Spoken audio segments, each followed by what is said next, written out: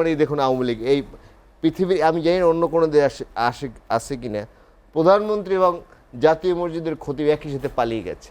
সংস্কার ঐকমত্যের বিষয় আপনি এরই মধ্যে শুনলেন যে দুইজনই যে বক্তব্য রেখেছে, এখানে বিএনপির অবস্থানটা আপনার দৃষ্টিতে কি মনে হয়? এটি সবচেয়ে ভালো দিক হচ্ছে আপনি বলেছেন 691টি প্রস্তাবনার মধ্যে বিএনপি 5% একমত, শুধু এটি 73 কিন্তু খুব ভালো দিক যে সব দলগুলো 5% সংস্কারের ব্যাপারে ঐকমত্য হয়েছে।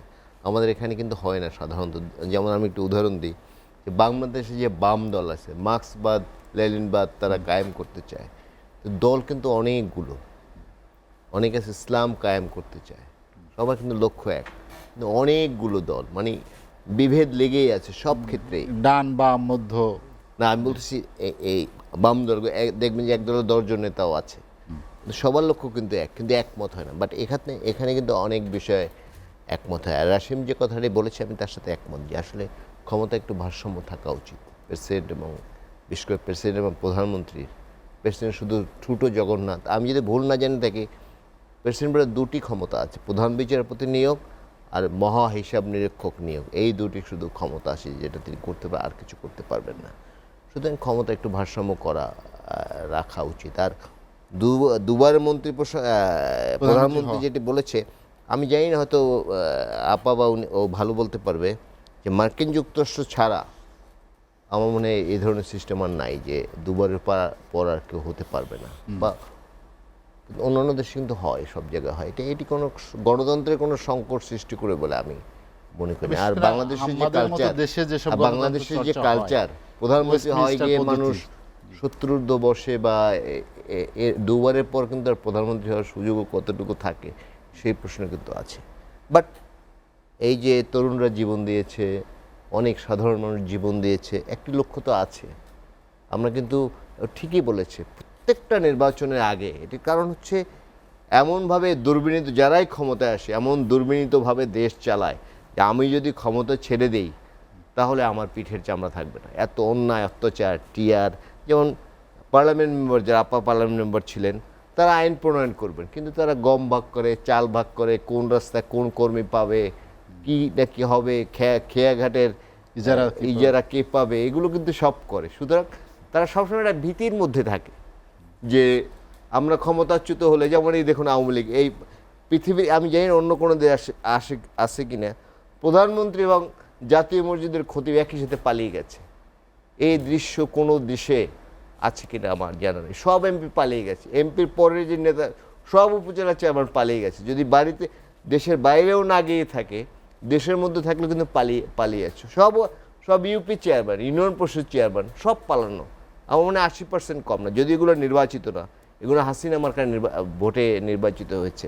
কোনো ভোট টোট লাগে না, নেতাকে যেয়ে তুষ্ট করেছে টাকার বস্তা নিয়ে, নেতা বলে দিয়েছিল চেয়ারম্যান ক্যান্ডিডেট, ভোট পিটিয়ে সব নিয়ে গেছে। এই সংস্কৃতি থেকে আসলে আমাদের বেরোনো দরকার। আমরা হয়তো অনেক সময় আত্মতুষ্টির জন্য বলি যে আমাদের শিশু গণতন্ত্র, 54 বছর শিশু না কিন্তু একদম, বাংলাদেশের বয়স তো 54 বছর, কিন্তু প্রত্যেকটা ইলেকশনে।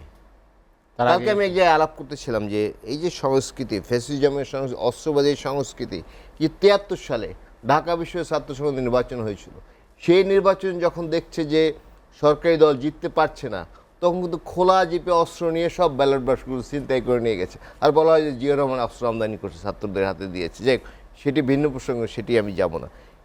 প্রত্যেকটি ইলেকশনে সুষ্ঠুভাবে একদম 100% সুষ্ঠু নির্বাচন আমার মনে কোনো সেন্টারেই হয় না, একটি সেন্টারও হয় না। আর গত 4 বছরের 4টি ইলেকশনের কথা বাদ দিয়ে আমরা ইলেকশনের কথা বলতে গিয়ে কিন্তু 2008 আমরা ধরি না, বাট 8এও কিন্তু পাতানো নির্বাচন ছিল, সেটিও প্রিপ্ল্যান নির্বাচন ছিল। বেগম খালেদা জিয়াকে বলা হয়েছিল আমাদের যদি শান্তিতে বেরিয়ে যেতে দেন তাহলে আমরা বিএনপিকে ক্ষমতায় আনবো, যদি না দেন তাইলে আমরা আনবো না। কিন্তু বেগম জিয়া সেটি মানে না, যে গণতন্ত্র বিরোধী বা এই ধরনের কোনো ষড়যন্ত্রে আমি বিশ্বাস করি না, সেই জন্য তাকে অনেক সাফার করতে হয়েছে। সুতরাং একটি সুস্থ ব্যবস্থা দরকার। এবং আমাদের আপনি চিন্তা করুন, রাতে আমরা ঘুমোতে পারি না, আমাদের যে তরুণরা জীবন দিয়েছে, এটি ভাবা যায় যে কীভাবে জীবন দিয়েছে, একটি ভালোর জন্য তো, দেশটা ভালো চলুক সেটি চায়।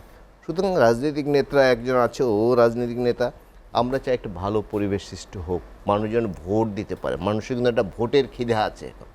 ভোটের ক্ষুধা এই কারণে তারা এখন যাদের বয়স 38 থেকে 40-45 তারা কিন্তু কোনোদিন ভোট দিতে পারেনি। সব ভোটে জালিয়াতি করেছে।